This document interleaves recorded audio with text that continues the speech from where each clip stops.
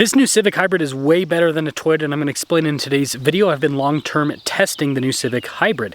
I'll include a link to my car buying guide in the description down below. Let's get into it.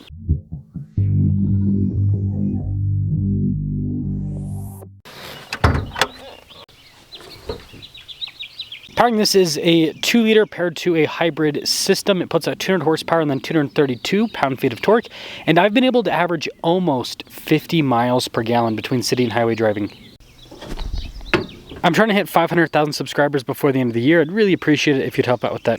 Now, hopefully you guys can kind of see the slight color shift on this paint because it has lots of gold metallic flake. Definitely a really cool gray. Super sharp headlight design. The grill's all blacked out other than the Honda logo that's finished in chrome, and then everything at the bottom is also blacked out. And when you put it all together, for an economy car, the Civic looks really good. Tire wheel setup is 235 by 40 by 18. You've got silver there on the top and then kind of like a satin gray in the center. Blacked out mirror caps. We have body painted door handles. And this one is a sedan, and for a compact car, it's actually not so compact anymore. It's pretty big. Now when it comes to the key fob, we've got our lock and unlock function, remote start. We got the opening for the trunk and then the Honda logo there on the back.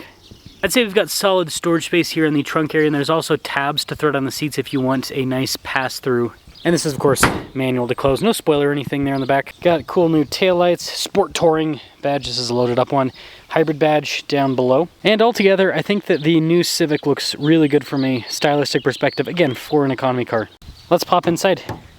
Cool blacked out trim at the top of the door panel and then soft touch down below where you rest your arm. The seats have nice perforated trim all down the center portion. And again, for a compact car, this has plenty of space here on the back. The back passenger on the, well, passenger side gets a storage pocket. And although there's not an insane amount of headroom, there is quite a bit.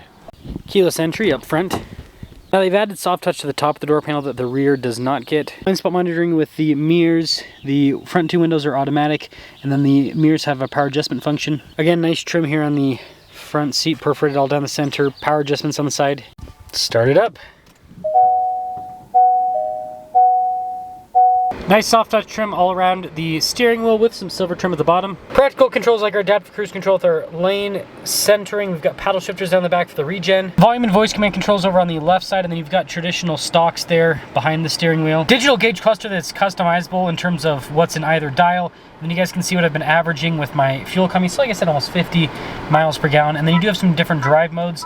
I've just been driving it in normal mode the whole time. Backup camera in reverse, and I'd say the resolution on it's pretty good. Now as for the infotainment system, we've got the shortcut bar there on the side with actual physical buttons. The screen itself is quick to respond. It does come with Android Auto and Apple CarPlay, but definitely a little tablet popped onto the dash. I will say though, the trim on the dash is actually really nice. And speaking of nice, the vent design looks pretty cool. And then you can see nice finish on the dual zone climate controls. We also have heated seats. We've got some USBs, 12 volts, and a wireless phone charging pad. Shifter here for the transmission. Drive mode selects behind that, and then parking brake and brake hold behind that.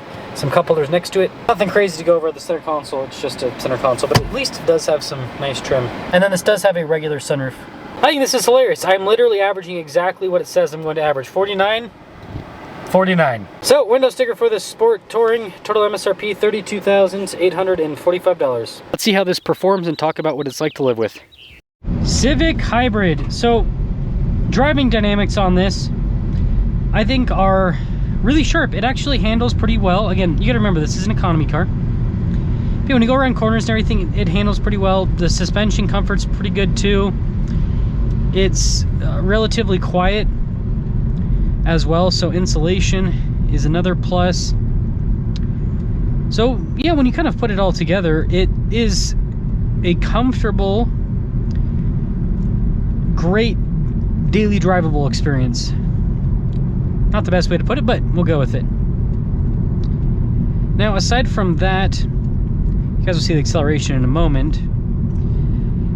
The seat comfort is also pretty good. I don't know why they don't do cooled seats. Honda's really stingy with cooled seats. Like, you look at some of the competition, like for example Hyundai and Kia, right?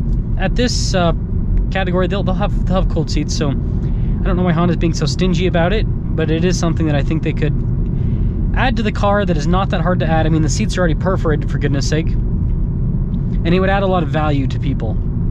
And the other thing would also be 360 camera. That's another thing that Honda's kind of stingy with. Cooled seats, 360 camera. Nothing, that's not groundbreaking whatsoever, but it would, in my opinion, improve the value proposition of the car quite well. Now, I've said this before with Honda's hybrids, and I'll say it again.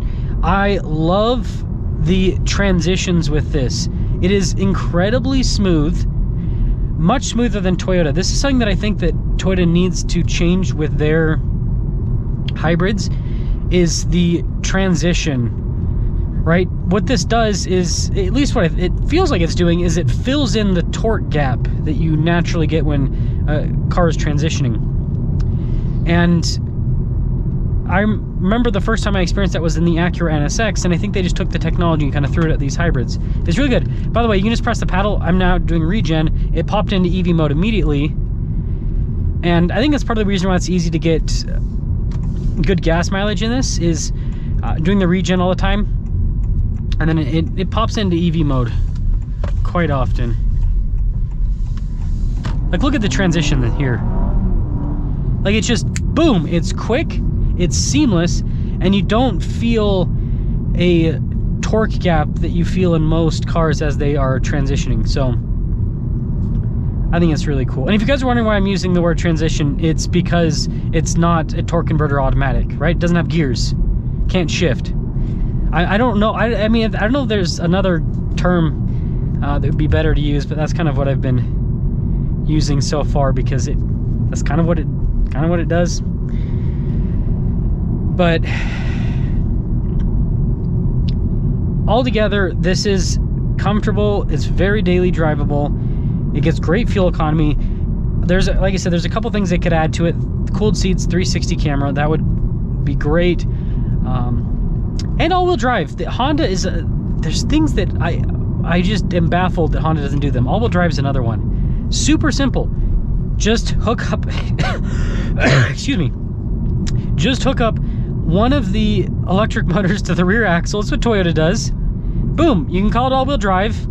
It will do better in rainy and snowy conditions, and you'll sell more of them, and you can sell it for a little bit of a premium too. So don't know why they don't do that. I think that would be something that's very easy for them to do that would improve the car quite a bit.